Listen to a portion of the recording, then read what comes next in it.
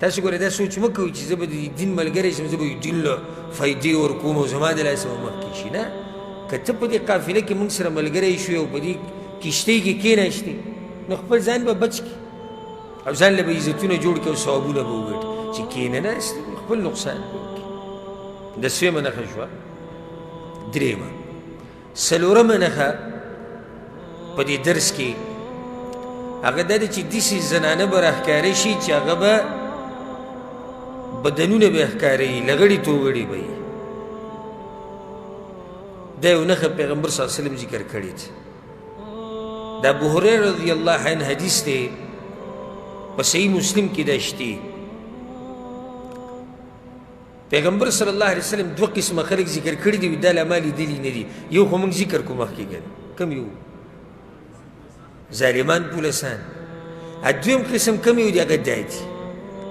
ونساء کاسیات عاریات او هغه ښځې چې جامې به یې اغوستې او لغړې به یې ممیلات مائلات نور به هم کږی په خپله به کږي رؤوسهن كأسنمة البخت المائلة او سرونه به یې داسې لکه د اوښ د قب چې له پاسه په هغه باندې کوي لا يدخلن الجنة ولا يجدن ريحها جنت ته به نه ځي ننوته خو پرېږده د جنت خوشبو به پې مللی وإن ريحها ليوجد من مسيرة كذا وكذا اگر که د جنت خوشبو د ډېرې لرې لرې ځایونو نه به سړي لګي خو په دوی باندې به د جنت خوشبو هم نه لګي دا حدیث امام مسلم رحمه الله راوړی اوس دلته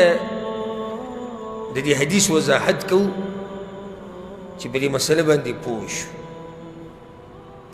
هغه زنانه به راښکاره شي کاسیات عاریات جامې به یې اغوستې او لغړې به یې د دې څه مطلب دی د دې خبرې څه مطلب دی نو علماو ډېر مطلبونه ذکر کړي دي بعض به دې ذکر کړو یو معنی دا ده کاسیات من نعمت الله عاریات من شکرها د الله نعمتونه به یې ډېر اغوستي او لغړی به مطلب دی چې ناشکره به وي داسې زنانه به پیدا شي چې نعمتونه د الله به بې ډېري او کوي به څه ناشکري د علماو له الله ډېر جوور دماغ ورکړي و دې خبرې ته سوچ کول بعضو دا مطلب دی چې علما بس مزې وکړي په کرسیو په منبر باندې کښېني او ذهن کې چې څه راځي هغه وایي ذهن کې چې څه راځي هغه وایي نه د ځان ستړی کړی دین یې زده کړی دی هغه بیانوي او چې داسې هر سړی په دې کرسۍ کېناستی شي ته راشه خبرې وکړې اوس بیان کې دا دي نو زنانو کې دا بیماري شتي حدیث کې راځي که نه که ته د یوې سره ټوله زمانه ښه وکړې او بیا معمولي جګړه دې ورسره راغلې وي تا ته وایي تا څه کړي دي ماله اکثر دا ښځه خاوند ته دا خبره ډېره کوي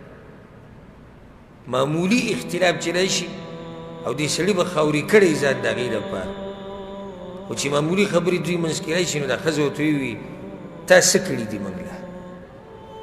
پلانې ته وګوره او پلانې ته وګوره او د هغې هغه بچو ته وګوره نو هغه هر څه ورپسې له وکړي بل د دې ښځې سره به ډېر صحیح خو ګوري نورو ته لکه د دې به په کور کې ښه کپړې پرتې خو د دې شکر نه ادا کوي دا ګوري هغه کپړو ته چې هغه واده په پروګرام کې هغه نورو زنانو هغې ولیدي خپل به ورسره هم کالی پروت دي سره به پراته خو دا به نورو ته ګوري خپل کور به هم ښیي خو دا به نور هغه ته پس ښیي شکر نه ادا کوي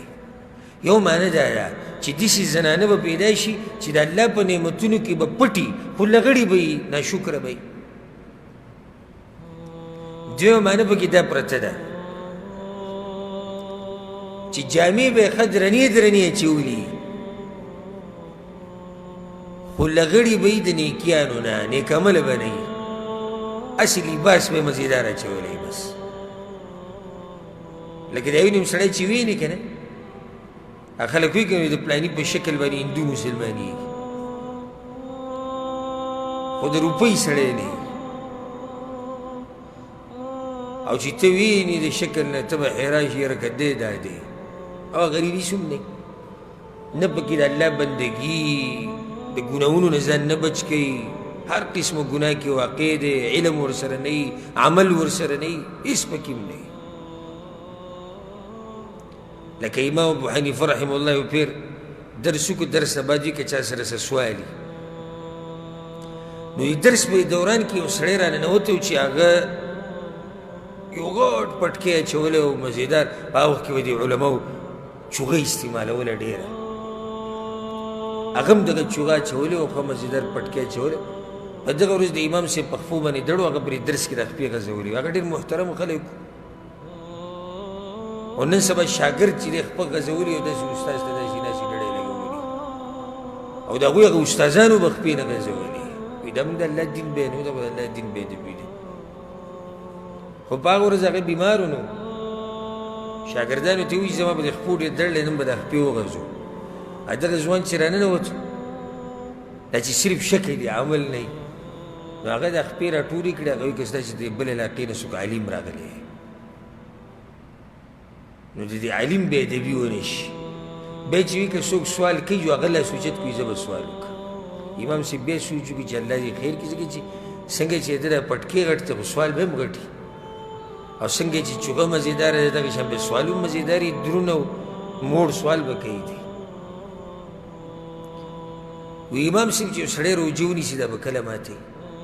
زه دا سوال خو لا بیا مناسب دی لکه داسې صحیح ده چې دا خو ډېر په دې دلالت کوي چې علم ورسره بلکل نشته خو بیا هم یو سوال دی نو هغه ورته وایي چې نور ډوب شي روجتي به روجه ماتوي ښه نو دلته اشکال دی هغه وایي څه اشکال دی وایي که نور ډوب نه شي اشکال دا دی که نور ډوب نه شي نو بیا به څه کوو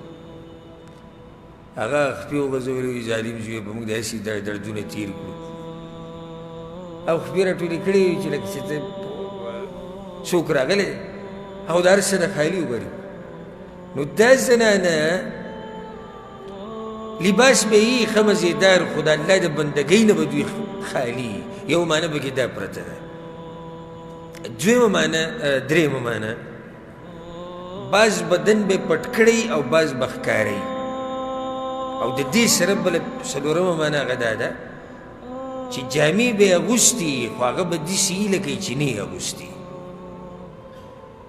او دا معنی واضحه ده دا او د اخرنۍ دا بله د دې نه چې کومه مخکې وه چې جامې به یې اغوستي وي او نه یې به یې هم اغوستي یعنې بعض بدن به یې ښکاري او بعض به یې پټ کړی او یا دا شو چې اغوستي دي خو هغه داسې دي لکه چې نه یې دي اغوستي او نن سبا دا خبره بلکل ښکاره ده شیخ الاسلام ابن تیمیه رحمه الله او امام ابن کثیر رحمه الله دا خبره کړې ده چې داسې زنانه راښکاره شوي دي نو زه هم الله دې رحم وکړي په امام ابن تیمیه او ابن کثیر او نووي باندې چې دوی زموږ په دې زمانه کې چې ګوره څه به وي د هغوی په زمانه کې هغوی دا خبره وکړه ښه دې زنانو کې څه صفت دی اولنی صفت ذکر شو څه دی کپړې به اغوستي خو هغه داسې دي لکه چې نه دي اغوستي اوس یو زنانه روانه او با شکر ادا کړي وایي برقه استعمالوي